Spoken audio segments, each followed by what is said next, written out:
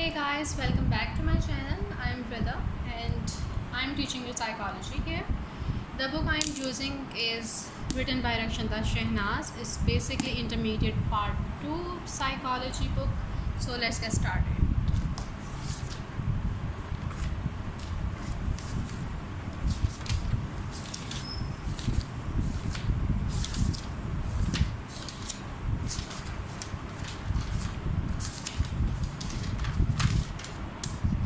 Here we go. So last topic जो हमारा था वो पैनिक डिसऑर्डर था. So today's topic is generalised anxiety disorder. इसको शॉर्ट फॉर्म में GAD भी कहते हैं. The patient of generalised anxiety disorder constantly remain restless and agitated. जो GAD के पेशेंट्स होते हैं वो मुस्तकिल तौर पे जो हैं रेस्टलेस यानी कि उनको बेसुकूनी होती है, बिल्कुल बेचैन रहते हैं. Such patients show deep anxiety at trivial issues and stimuli. यानी कि छोटे छोटे इश्यूज़ पे वो बहुत ज़्यादा परेशान हो जाते हैं और उसके अलावा वो हर टाइम जो है ना एक हड़बड़ाहट में रहते हैं, उनको सुकून नहीं होता. कोई इतनी सी भी बात हो, कोई छोटा सा भी स्टिमुलाई है, वो उसको बहुत ज़्यादा बड़ा बना लेते हैं और उसको अपने ऊपर सवार कर लेते हैं. A patient of panic disorder suffer from such an attack only for a short while. But in case of GAD, the individual shows these symptoms in low intensity all the time. वो कहते हैं panic disorder के जो patient होते हैं वो जो हैं चंद मिनट के लिए एक कहने के पैनिक मोड में चले जाते हैं, लेकिन जो GAD के पेशेंट होते हैं उनकी इंटेंसिटी कम होती है लेकिन वो उसको ऑल द टाइम यानी कि हर वक्त शो कर रहे होते हैं. तो आपको ये इम्पॉर्टेंट जो है वो डिफरेंस आ सकता है, ये इंपॉर्टेंट क्वेश्चन है, डिफरेंस आ सकता है आपको उसके ऊपर कि GAD में और पैनिक डिसऑर्डर में क्या फ़र्क है या इनके पेशेंट्स में क्या फ़र्क है. तो जो GAD है उसकी इंटेंसिटी लो होती है लेकिन उसके जो सिम्टम्स हैं वो ऑल द टाइम यानी कि हर वक्त होते हैं.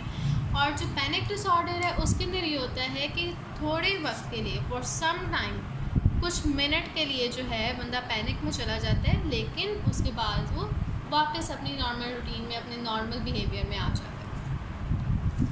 Most of the anxiety experience by a GAD patient relate to health and problem of daily life. Most of the anxiety experience जो होते हैं जो कि जिस चीज़ से वो घबराते हैं GAD पेशेंट वो उनकी हेल्थ से और उसके अलावा जो डेली लाइफ इश्यूज़ होते हैं उससे रिलेटेड होते हैं.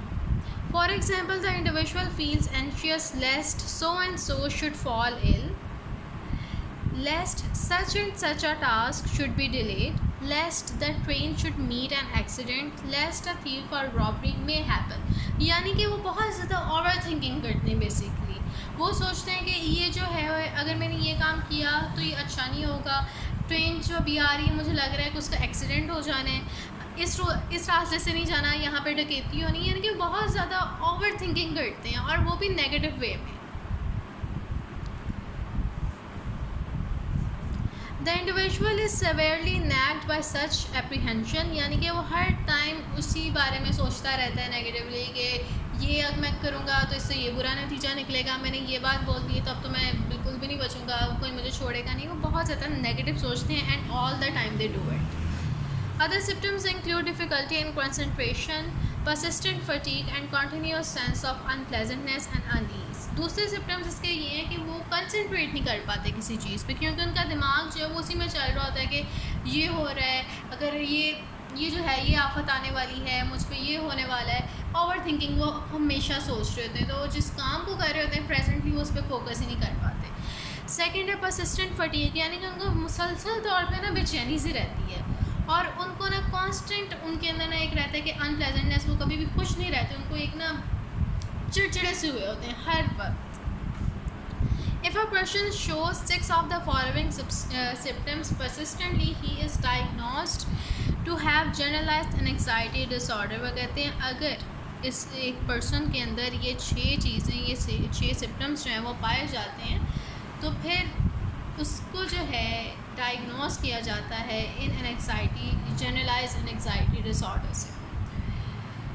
First, and trembling and shivering, muscle tension and aches, getting easily fatigued, inability to relax, difficulty in sleeping is aggravated, startle response, difficulty concentrating, irritability and restlessness, shortness of breath, rapid heart rate, heartbeat and pulse rate, sweating especially of hands, dry mouth, dizziness and aches, sickness, diarrhea and other stomach problems, frequent urination, difficulty in swallowing. अब ये मैंने जितने भी बोले हैं ना, इनमें से अगर कम से कम 6 जो हैं वो किसी बंदे के अंदर पाए जाते हैं, इट मीन्स कि उसको GAD है, वो GAD का पेशेंट है.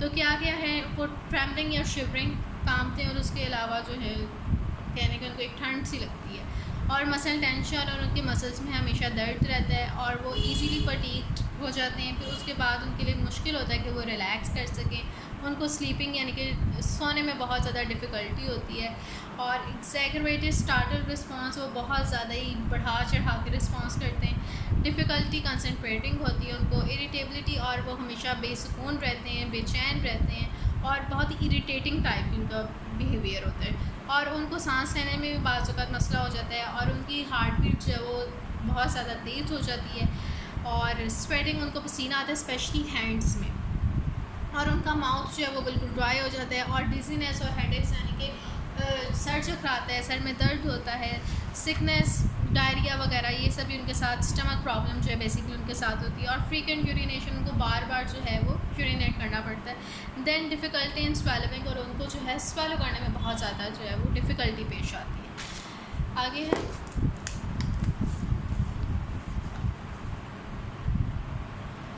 GAD patients are very sensitive about personal affairs. GAD patient जो हैं वो बहुत ज़्यादा सेंसिटिव होते हैं अपने पर्सनल अफेयर्स के बारे में. They often feel depressed, worthless and adequate, और वो ऑफन यानी कि अक्सर औकात ही फील करते हैं कि वो जो है बिल्कुल वर्थलेस है, उनकी कोई औकात नहीं है, कि उनकी केयर नहीं करता, इनके बहुत नेगेटिव वे में अपने बारे में भी सोचते हैं वो.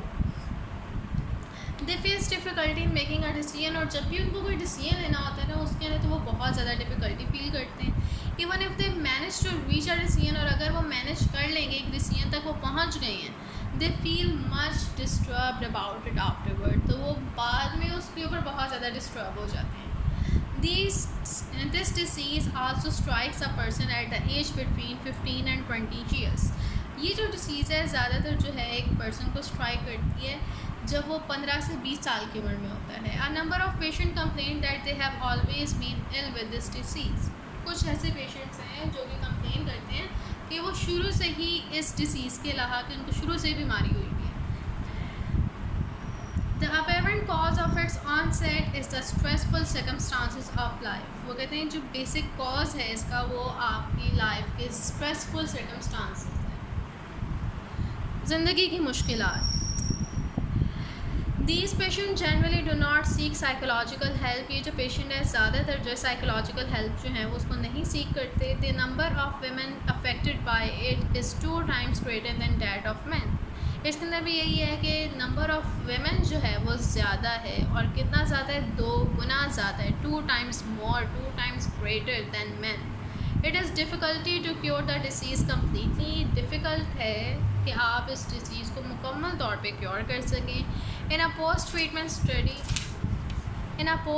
study of patients, they spent 5 years. Woodman observed that only 18% of the patient could be cured completely. करें एक पोस्ट ट्रीटमेंट स्टडी थी पेशेंट की जो कि 5 years तक चली. उसके अंदर वुडमैन जो है साइकोलॉजिस्ट है, उसने ऑब्ज़र्व किया कि 18% ऑफ द पेशेंट्स जो हैं महज उनको क्योर किया जा सकते हैं, उनको ठीक किया जा सकता है मुकम्मल तौर पे. और वो भी तभी होता है जब वो खुद ठीक होना चाहें. अगर वो खुद ही नहीं ठीक होना चाहते, वो खुद ही नहीं तस्लीम कर रहे कि वो इस बीमारी का शिकार हैं, या जो कह रहे हैं वो गलत है, या जो सोच रहे हैं वो सही नहीं है, इस तरह नहीं सोचना चाहिए. जब तक वो खुद इस तरह नहीं सोचेंगे कि हमने ठीक होना है, ये सही नहीं मैं कर रहा, तब तक वो ठीक हो ही नहीं सकते. सो यहाँ पे टॉपिक ख़त्म होता है. आगे इसके कॉजेज़ और ट्रीटमेंट है, ये इम्पॉर्टेंट नहीं है. इसका जो मेन टॉपिक था, जो मेन समझने वाली बात थी, वो सिर्फ ये थी. इसके अंदर इसके सिम्टम्स इम्पॉर्टेंट हैं, और उसके अलावा ये बात इम्पॉर्टेंट है कि वेमेन का क्या रेट है इसके अंदर.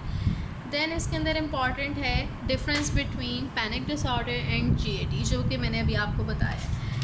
और क्या इम्पॉर्टेंट है इसके अंदर शॉर्ट क्वेश्चन आंसर आ सकते हैं आपको, लॉन्ग के तौर पे मुश्किल है आए, लेकिन आने को आ भी सकते हैं, लेकिन ज़्यादातर शॉर्ट क्वेश्चन आंसर्स और MCQs के लिए आइए। और मैं आपको ना ये दिखा देती हूँ क्लोजअप, ताकि आप इसकी पिक ले लो।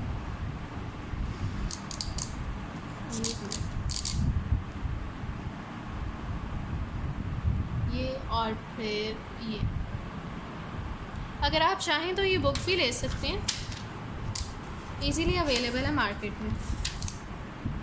आगे तो ऑब्सेसिव है, बस ये यहीं पे ख़त्म हो गया।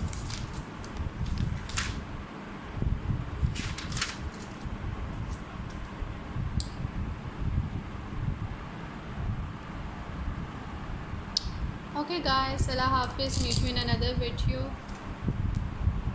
Like my video and subscribe my channel. Allah Hafiz.